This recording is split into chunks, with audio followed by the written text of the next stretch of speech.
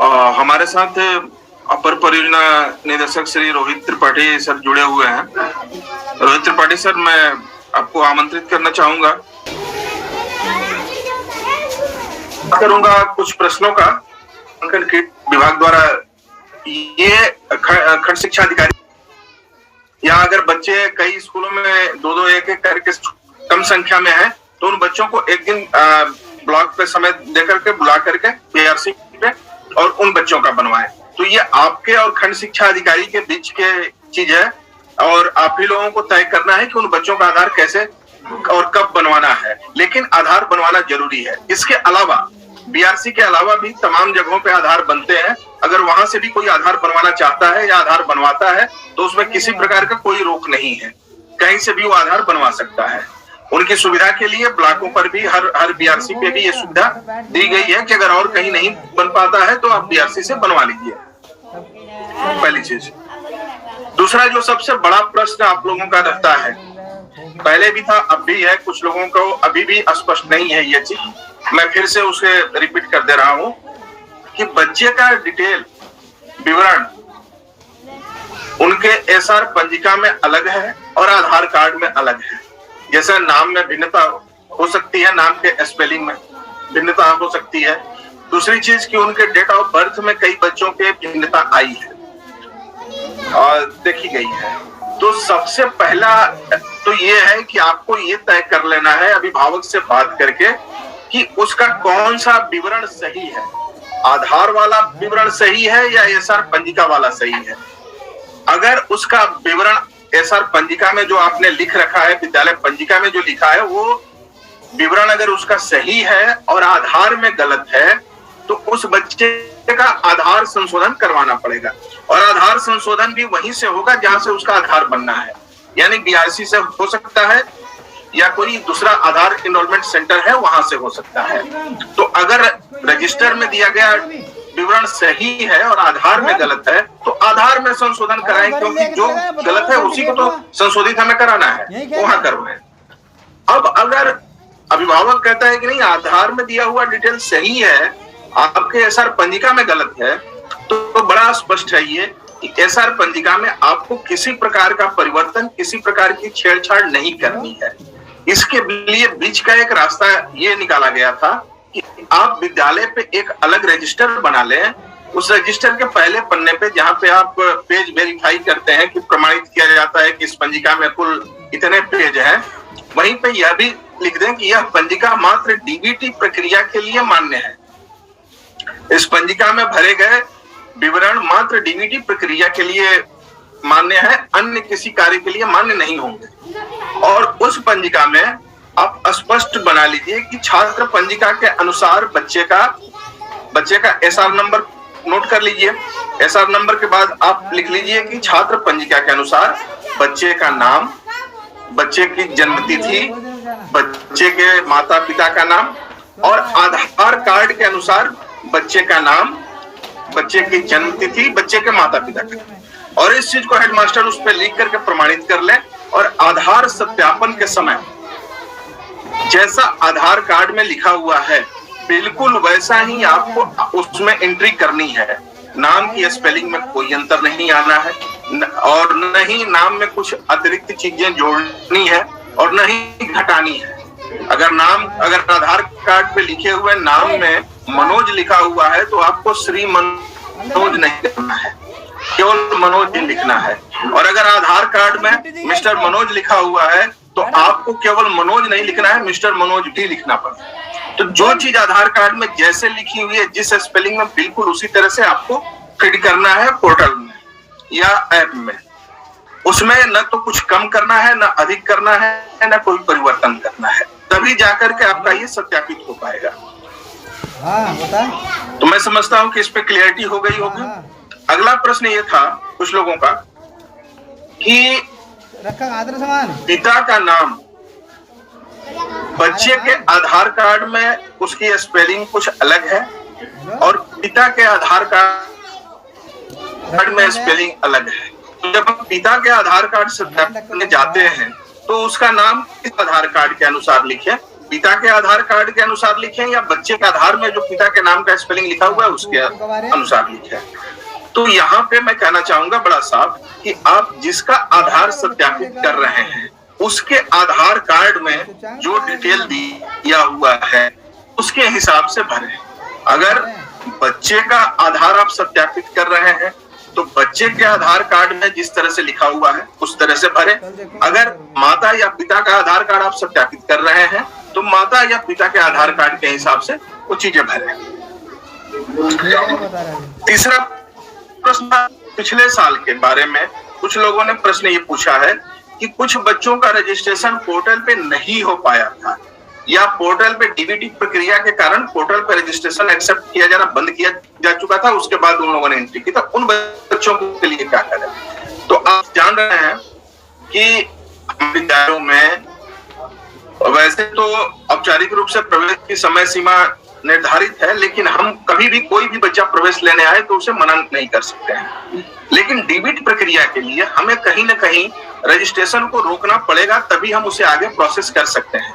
ऐसा नहीं होगा कि कोई बच्चा मार्च में आकर के 15 मार्च को हमारे विद्यालय में एडमिशन ले ले और तब तक हम उसका वेट करें 15 मार्च तक और उसका प्रोसेस करें, तो नहीं हो पाएगा। तो विद्यालय में प्रवेश की जो तिथि वर्णित है, दी गई है, उसके जो औपचारिक रूप से जो तिथियां निर्धारित है उन तिथियों तक प्रवेश लेने के बाद 5 से 10 दिन का अतिरिक्त समय हम देते हैं और उसके बाद हम उसे रजिस्ट्रेशन पोर्टल पे एक्सेप्ट करना बंद कर देते हैं, क्योंकि हमें उसके बाद आगे की प्रोसेसिंग करनी होती है।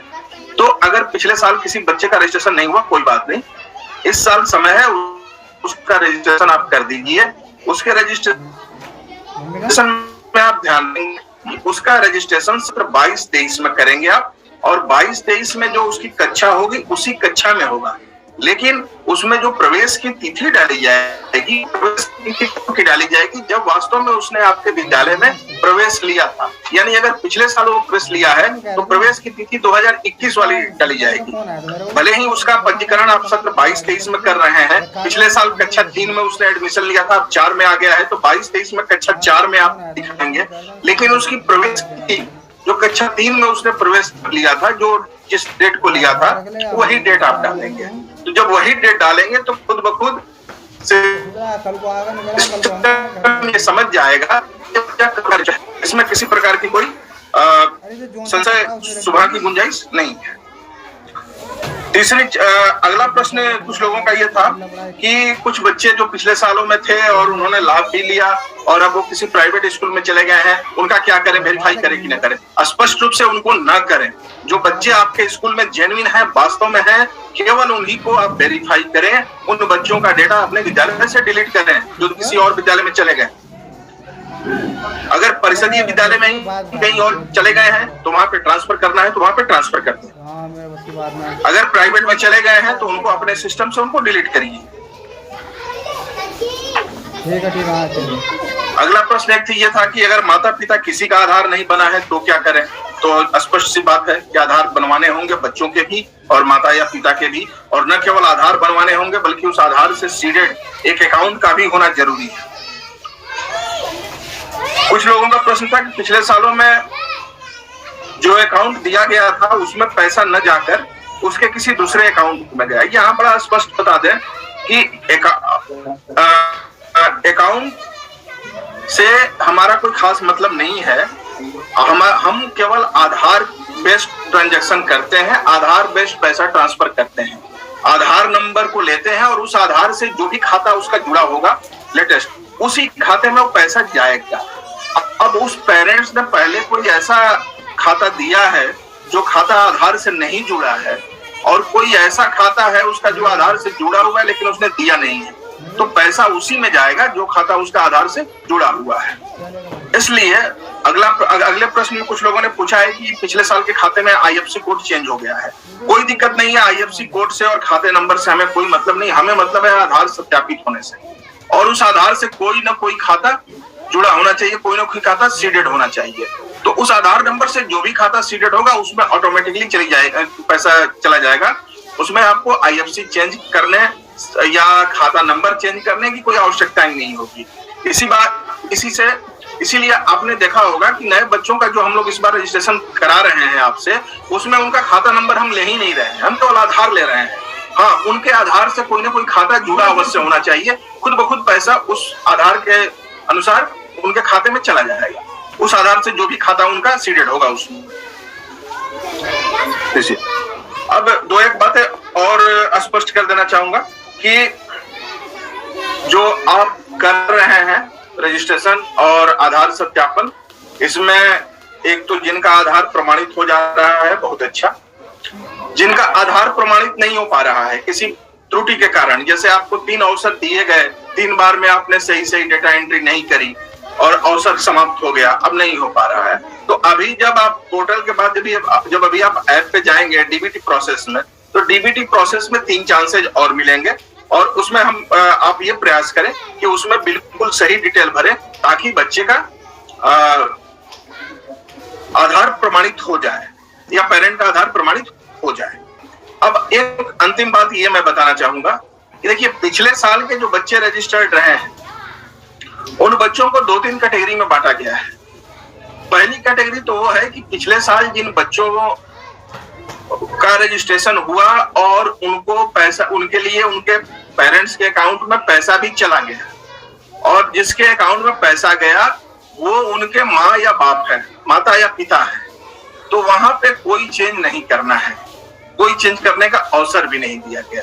पहली कैटेगरी। दूसरी कैटेगरी ऐसी है कि बच्चे के माता या पिता का आधार तो लगाया था आपने, लेकिन उनका कोई अकाउंट सीडेड नहीं था। जैसे आपने पिता का लगाया था आधार, लेकिन पिता के आधार से कोई अकाउंट सीडेड नहीं था। अब आप चाहते हैं कि हम माता का आधार लगा दें क्योंकि माता के आधार से अकाउंट कोई ना कोई सीडेड है, तो वहां पे आपको एक सुविधा दी जाएगी कि पिता के स्थान पे माता का या माता के स्थान पे पिता का चेंज करते हैं। ये दूसरी कैटेगरी हुई। तीसरी कैटेगरी वो है कि लास्ट ईयर आपने गार्जियन का लगाया, बहुत संख्या में बच्चों के माता पिता के बजाय उनके गार्जियन का आधार लगाया। इस बार वो जो गार्जियन के आधार थे उस आधार को बिल्कुल हटा दिया गया है और आपको उनके माता या पिता में से ही किसी का आधार वहां लगाना होगा और उनका अकाउंट सेट करवाना होगा। अगर उस बच्चे के माता या पिता में से कोई जीवित नहीं है, तो जैसा कि नए बच्चों के रजिस्ट्रेशन में आपको ऑप्शन आ रहे हैं कि माता पिता दोनों जीवित हैं कि नहीं है, या क्या माता पिता का आधार नहीं बना है, कोई ना कोई आधार बनवा ले, ये कोई असंभव सी बात नहीं है। अगर माता पिता दोनों ही जीवित नहीं है तो उस केस में ग्राम प्रधान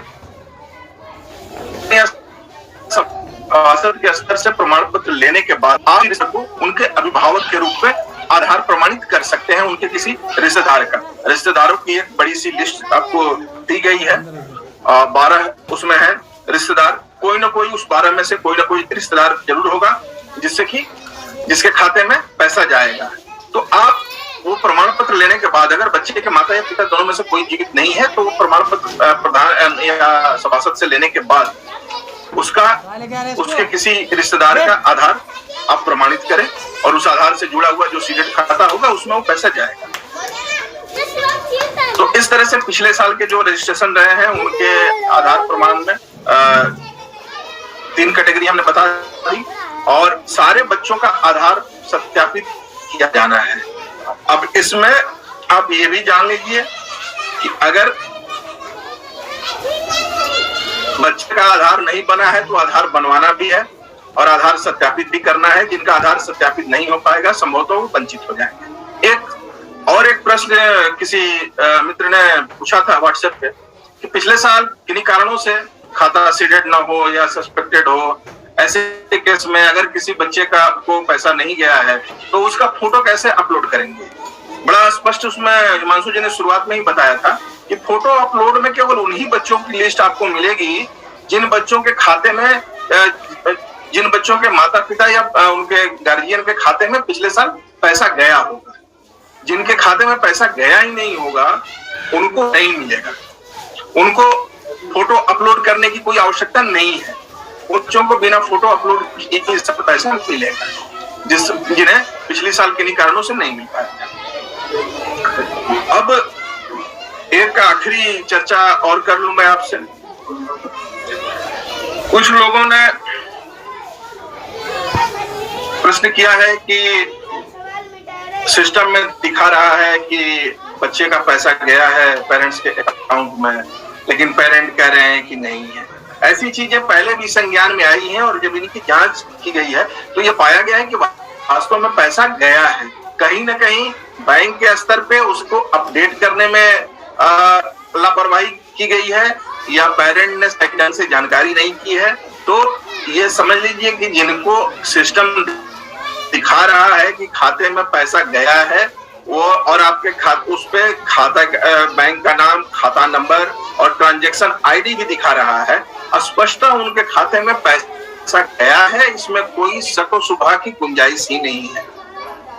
तो आप वो ट्रांजैक्शन आईडी, बैंक अकाउंट और बैंक का नाम लेकर के उस बैंक से संपर्क करिए और कहिए कि इस ट्रांजैक्शन आईडी से आप सर्च करके बताइए पैसा आपके यहाँ आया है कि नहीं है। पैसा आया है, उसके अकाउंट में बैंक वालों ने पोस्ट नहीं किया होगा, ये कुछ जगहों पे देखने को मिला है। तो वहां पे इस तरह की चीजें होंगी। वहां पे इस तरह की किसी भी संदेह की गुंजाइश ही नहीं है। आरबीआई का ये बना हुआ सर्वर है, आरबीआई का सिस्टम है, केंद्र सरकार का है। अगर वो सिस्टम दिखा रहा है कि बच्चे का पैसा गया खाते में, तो खाते में निश्चित गया, उसमें कोई शक व शुबा की गुंजाइश नहीं है। तो इन्हीं शब्दों के साथ हम आगे फिर आपसे समय समय पे मिलते रहेंगे। इसके अलावा इस प्रक्रिया के दौरान हम चूंकि YouTube सेशन बड़े कम होते हैं, गिने चुने समय पे बार बार आपसे नहीं हम मुखातिब हो पाते हैं, और लेकिन इसके बाद नियमित रूप से हमारी खंड शिक्षा अधिकारियों और PSA से मीटिंग होती रहेगी और हम समझते हैं कि हफ्ते में 2-3 बार मीटिंग तो कम से कम होगी ही होगी। तो उस के माध्यम से आपके प्रश्न हम तक आएंगे और हम उनको समाधान देंगे और वहां से ब्लॉक स्तर से वो समाधान आप तक कम्युनिकेट होगा, आप तक पहुंचेगा। और इसके अलावा आपके खंड शिक्षा अधिकारियों के माध्यम से व्हाट्सएप ग्रुप पर और ईमेल पर भी तमाम समस्याएं और तमाम आपकी जो शंकाएं हैं, प्रश्न हैं, वो आते रहते हैं। उनका भी समय समय पे हम लोग यथासंभव निस्तारण का प्रयास करते रहते हैं, जवाब देते रहते हैं और आगे भी देते रहें। इन्हीं शब्दों के साथ आप सभी को बहुत बहुत धन्यवाद और आज का यह सत्र हम लोग यहीं समाप्त करते हैं। बहुत बहुत धन्यवाद।